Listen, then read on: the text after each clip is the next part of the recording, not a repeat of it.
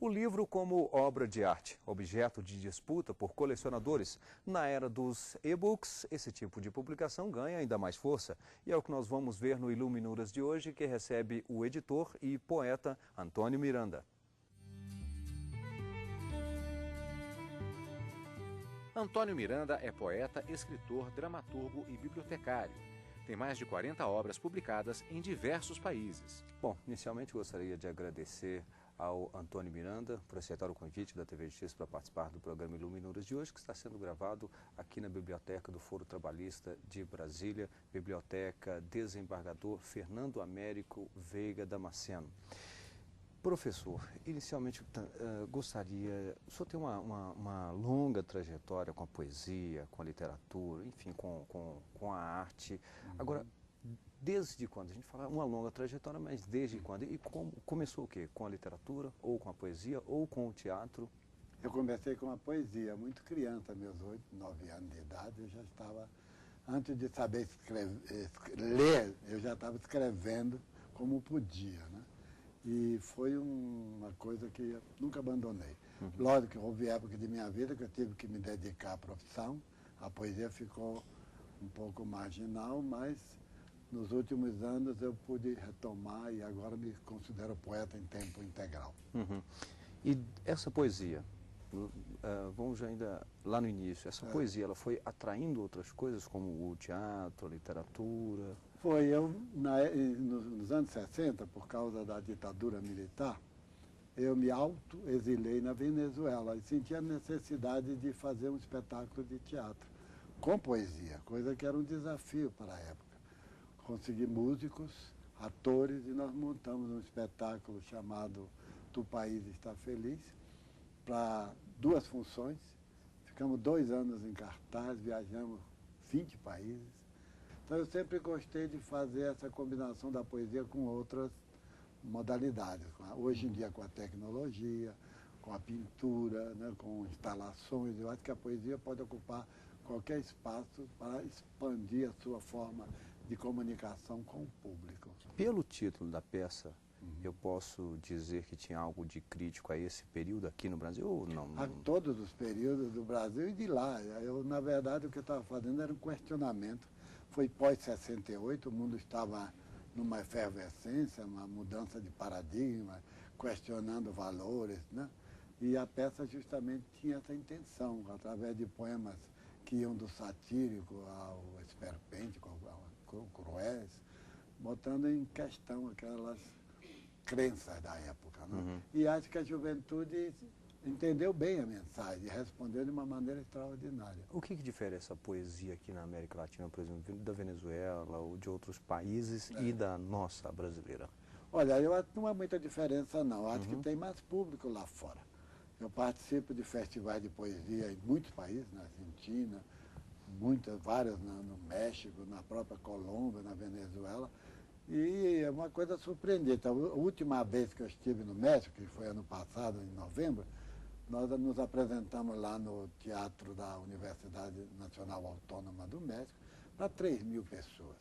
Isso aqui é quase impossível. Eu montei aqui com meus amigos no primeiro Bienal Internacional de Poesia de Brasília e nem de longe sonhávamos, começando essa batalha por conquistar público, chegar a 3.000 pessoas. Lá eles têm, tranquilamente. Eu já participei, por exemplo, na Colômbia, muito mais do que isso, numa praça pública extraordinária. Agora, o tipo de poesia que eles fazem lá não difere muito da nossa, porque isso são correntes literárias que passam pelo mundo, que vão do neobarroco, a poesia política, videopoema, o pessoal fazendo performances poéticas, e as temáticas não diferem tanto. Acho que a questão diferente é os cenários, os ambientes em que eles projetam a sua poesia. Embora esteja crescendo muito no Brasil também.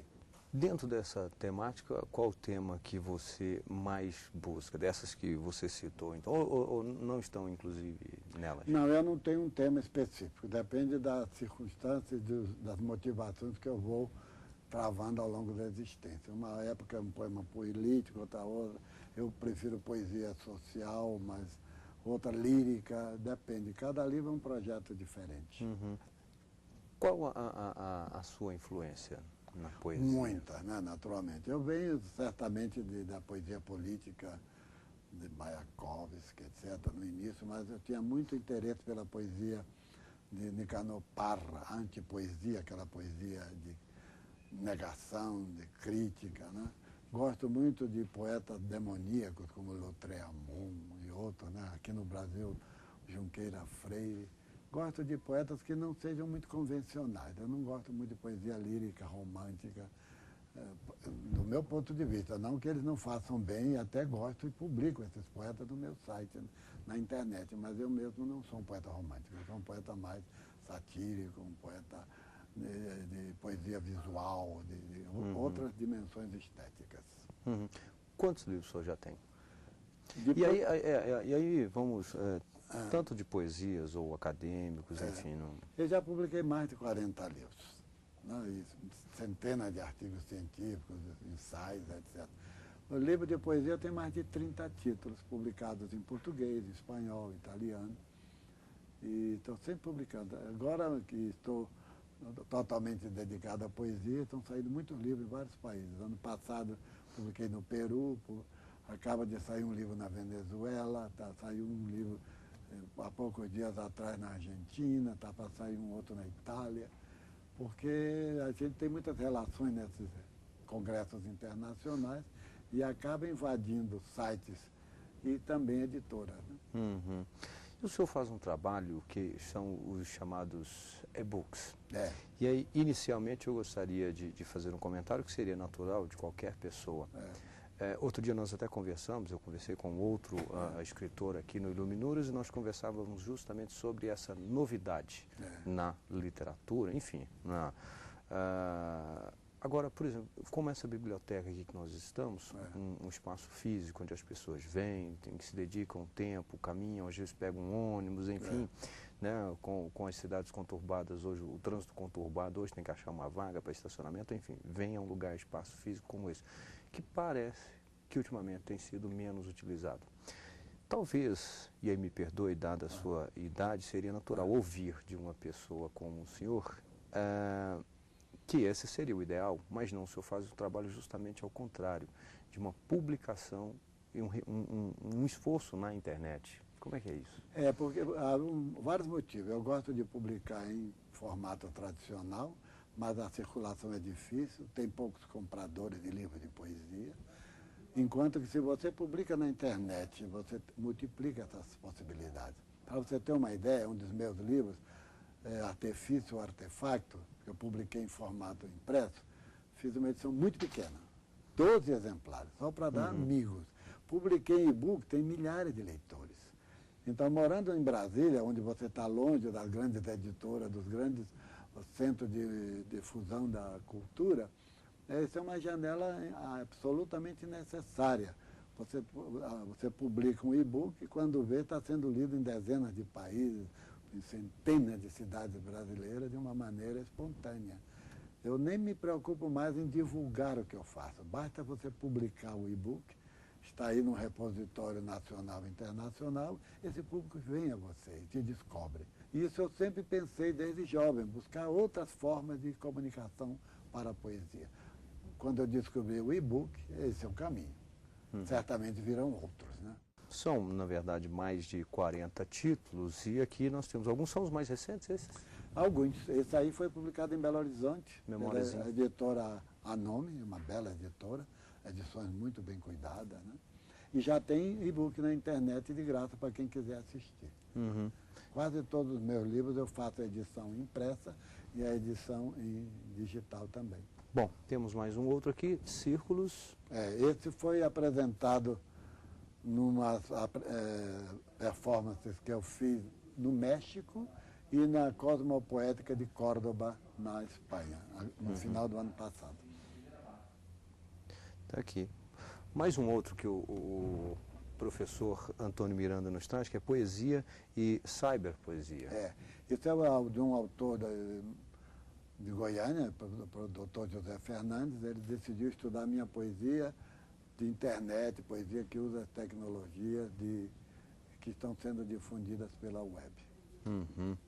Bom, estão aqui alguns trabalhos que o professor nos traz, como disse, são mais de 40, claro, não dá para mostrar. Tem algum que você, assim, qual foi o primeiro?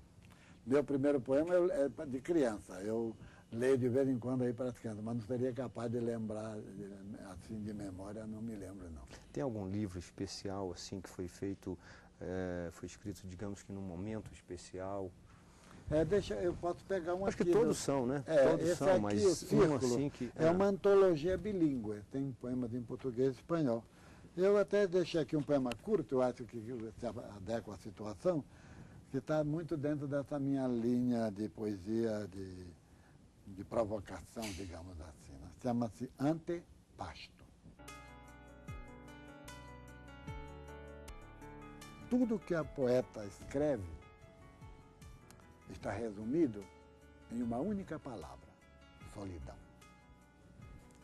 Escrever é distanciar-se do mundo para poder entendê-lo. É uma forma de morrer. Viver é outra coisa, ainda que alienada. Eu trocaria 1000 rimas por uma noite de amor. E trocaria um belo poema sobre a fome por um singelo prato de comida. Parabéns e muito obrigado, professor Antônio Miranda. Esteve hoje aqui conosco no Iluminuras. Nós vamos a um rápido intervalo. Daqui um pouquinho estaremos de volta e eu vou conversar com o ministro do Tribunal Superior do Trabalho, Ives Gandra. Até já.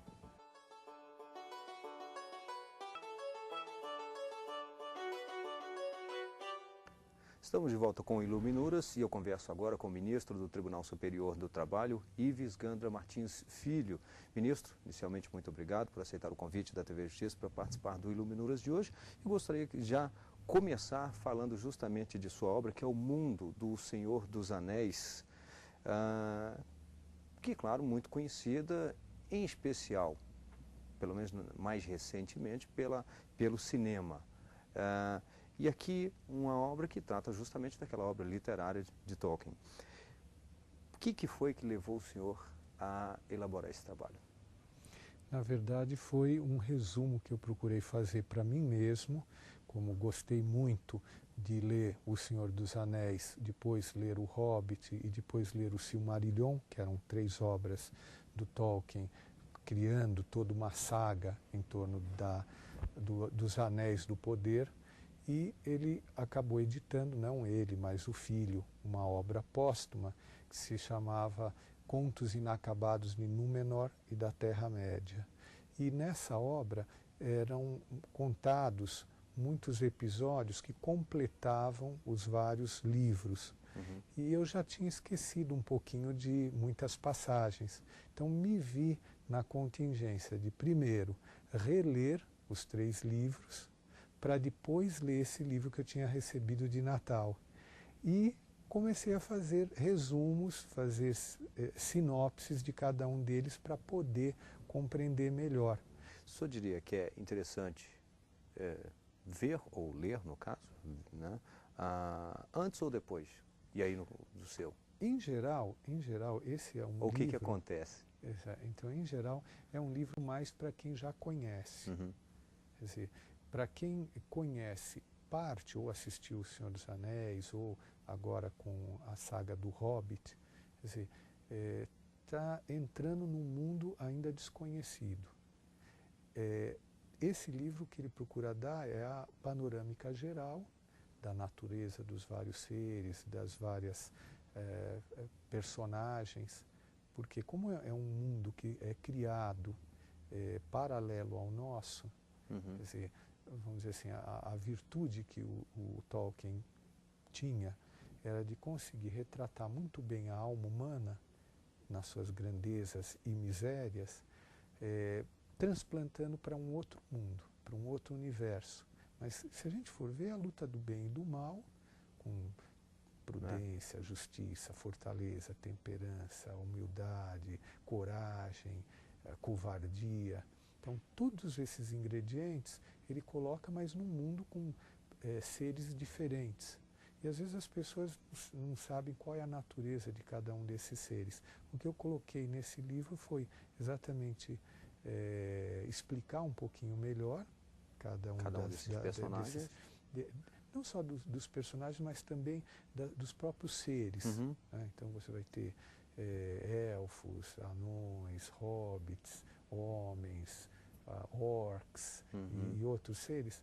E uma característica do livro é que ele é todo colorido, com ilustrações de um dos pintores da obra de Tolkien, que é o Ted Nasmith, e todos os nomes próprios estão em cores de acordo com a natureza de cada ser. Então, quando a pessoa está lendo, sabe que esse ser é um homem, esse ser é um anão, esse ser é um elfo, esse ser é um hobbit. Ajuda, porque às vezes a gente se perde um pouquinho de saber, pela natureza do ser, quais os poderes que tem, quais que são as características de cada um dos seres. Ministro, uma pergunta que eu acho que é inevitável. O senhor lida com o público, digamos, com pessoas que estão aí, talvez boa parte mais conservadoras, lida com a justiça do trabalho. Como é que é essa relação? Um mundo sério, acadêmico, livros, obras que o senhor tem justamente sobre o direito, e de repente um outro lado que é a fantasia. É interessante que, conversando com os meus colegas, claro que nós vamos ver cada um deles tem os seus hobbies. Uns que gostam de poesia, uns que gostam de esporte, uns que gostam de cinema. Eu tenho um colega que gosta de vela, iatismo, já participei de regatas até com ele. E interessante que a própria literatura e a literatura fantástica tem muito a contribuir para a própria atividade nossa no mundo jurídico. Por quê? Ninguém entra na área jurídica se não gosta das humanidades. E você, para ser um bom magistrado ou atuar em qualquer área das humanidades, tem que conhecer o ser humano mais profundamente. Às vezes eu brinco que atualmente eu me sinto mais necessitado de estudar psicologia do que direito para poder conviver num colegiado. Verdade. Exatamente na área trabalhista, eu digo até para os meus assessores muitas vezes, se nós estamos atuando na área trabalhista, nós temos que ser especialistas em relações humanas. Se tem alguém que tem que criar um bom ambiente de trabalho, é um juiz, é um assessor, é um assistente trabalhista.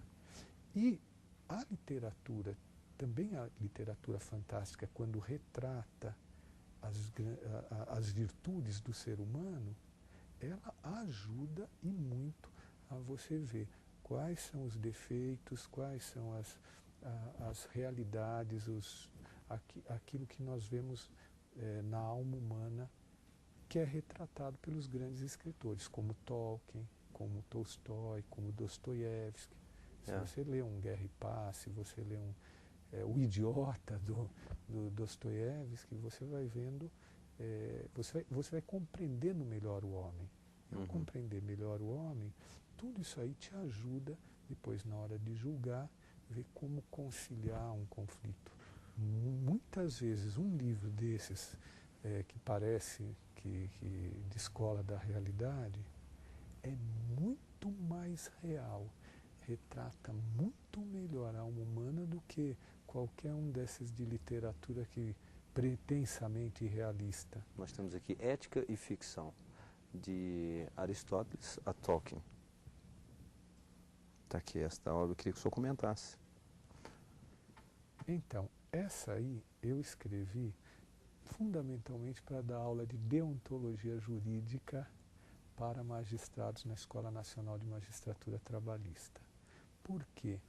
Porque se eu adotei, dentro de duas correntes básicas de ética, que você tem a ética dos deveres, de Kant, e a ética das virtudes, do Aristóteles, uma encarando negativamente a ética como um conjunto de deveres, de imposições, de obrigações que eu tenho que cumprir, e a outra, uma visão otimista de qualidades que eu quero adquirir, de virtudes que eu quero vivenciar, eu, adotando essa corrente aristotélica, pensei que talvez a melhor forma de transmitir essas ideias fosse num livro que juntasse, aí sim, o direito com a literatura. Por isso que é ética e ficção. Em vez de dar exemplos contando casos concretos ou analisando processos de condenação de juízes ou situações reais, pensei, a literatura, a boa literatura, a literatura clássica, com muitos exemplos de situações conflitantes, pode servir para ilustrar cada uma das virtudes que eu for analisar. Então, quando eu analiso a virtude da prudência, justiça, fortaleza, temperança, humildade, laboriosidade, eu vou usando filmes e livros como exemplos. Esse, então, o senhor conseguiu fazer esse... E usando principalmente a obra do Tolkien, tanto que esse livro é um livro de parceria. Eu escrevo e quem ilustra é esse pintor canadense, o Ted Nasmith. Em cada capítulo ele vai colocando quadros que lembrem um pouquinho a virtude que está sendo discutida. E esta outra obra aqui, História do Brasil, um resumo esquemático. Na verdade, esse aqui não é que não tenha aquele início lá no resumo de estudo seu, não. Esse aí são artigos até que eu fui escrevendo para comentar cada uma das virtudes. E esse, História do Brasil? Esse também é um estudo meu que acabou virando livro, e para ter uma ideia global de toda a história brasileira, porque também duas coisas que um jurista não pode esquecer é ter o conhecimento do passado para compreender o presente e poder vislumbrar as opções de futuro, e também, através da literatura, ter exemplos concretos de como que o ser humano funciona. Mas aqui o senhor traz um ponto de vista, algo crítico ou não, só retrata? Não, aí o ângulo é basicamente político e econômico, né? Uma história, quer dizer, eu não vou enveredar por questões mais culturais, artísticas, quer dizer, ficou mais voltado uma história linear, tentando pelo menos lembrar os principais fatos e a gente, porque muitas vezes você esquece, quer dizer, vai passando o tempo e é interessante.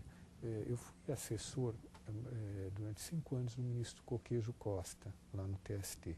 Depois fiz concurso para procurador e depois vim a compor tribunal como ministro. E estando há quase 30, praticamente agora em fevereiro, completo 30 anos de atividade na área trabalhista como assessor, como procurador e como ministro. E eu lembro que o ministro Coquejo, muitos dos problemas que eu apresentava ao preparar minutas de votos, ele dizia assim, não, a solução desse problema é assim, assim, assado. Eu perguntava por quê? Não, porque quando foi discutida a lei, a discussão foi assim, assim, assado. Ou seja, o fato de você conhecer a origem dos institutos, dos dispositivos legais, a briga que teve para que a lei saísse de um jeito ou de outro, quando você conhece, você tem muito mais condição de aplicar bem, interpretar bem essa lei, do que simplesmente você pega o artigo lá, tal como está redigido, e faz a interpretação literal ou tentando até distorcer um pouquinho a lei para que saia do jeito que você quer que ela seja, não como ela foi feita. E como foi discutida naquele Então, momento, as razões, né?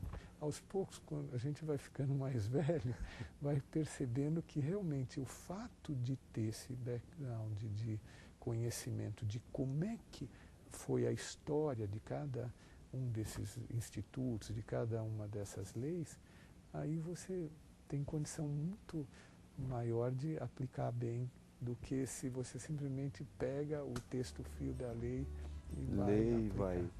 Verdade. Bem, eu tive aqui a satisfação de conversar com o ministro do Tribunal Superior do Trabalho, Ives Gandra Martins Filho. Nossos agradecimentos, mais uma vez, obrigado por aceitar o convite da TV Justiça, ministro, para participar do Iluminuras de hoje. E lembro que você pode rever este programa no site da TV Justiça. O endereço é www.tvjustiça.jus.br. Obrigado e até o próximo encontro.